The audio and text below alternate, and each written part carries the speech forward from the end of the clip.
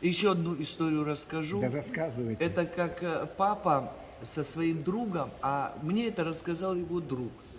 Очень интересный человек, его знали все здесь, у нас в Карачаево-Черкесии, Рашид Аминович Агирбов. Агирбов. Вот, и они поехали вместе с папой отдыхать в санаторий «Волна» в Гудаутах. Волга. Волга. Волга. Не волна, Волга. Волга. Да, Волга. Они там отдыхают, девочки-мелочки, отдыхающие, видимо, деньги закончились. И женам тоже надоело, они уже ничего не посылают. Потому что никто воровством не жил тогда из них, и все уже, ну, под завязку. И папа говорит, послушай, говорит, давай собирайся, поехали, говорит. Что, деньги получил? Да, один прислал, говорит. И они едут в Вышеру. В Вышеру приехали. Остап Бендер выходной. Приехали в Вышеру и сели не в том этом зале, а который под стоянкой. Ага. Полно людей. Ну просто, говорит, забито. И чтобы нам... А тут звезда висит, как не посадить человека? Тем более в то время. Да, тем более в то время. Сейчас плевать хотели на все эти понятно, звездочки, да. И быстренько кого-то куда-то, чего-то, стол, они вдвоем сидят. Заказали все. И Рашид говорит, дядя Рашид говорит, ой, от души все, говорит, это. И теперь, говорит, ну, мы сидим долго, говорит, там, девушек танцевать, говорит, и пятое, десятое, все это.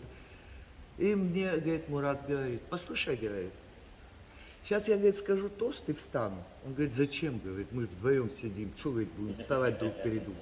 Нет, я сейчас встану, говорит. Не могу уже заранее смеюсь. Я сейчас встану, говорит, ты тоже встань. Он говорит, ну мы как два дурака, говорит, смотри, сколько людей, мы, говорит, два дурака будем друг другу, как это, мы кто, мужики или кто? Он говорит, я тебе говорю, встань. Тот помладше был. И папа поднимает бокал или рюмку, не знаю что, скорее всего рюмку, потому что он больше предпочитал. Встает и громко, музыки еще пока не было, и он громко подобрал специально. Громко. Рашид, мы нашей победе обязаны Сталину, за Сталина, за Родину. Весь зал встал, начали аплодировать. Весь зал стал подходить к этому столу.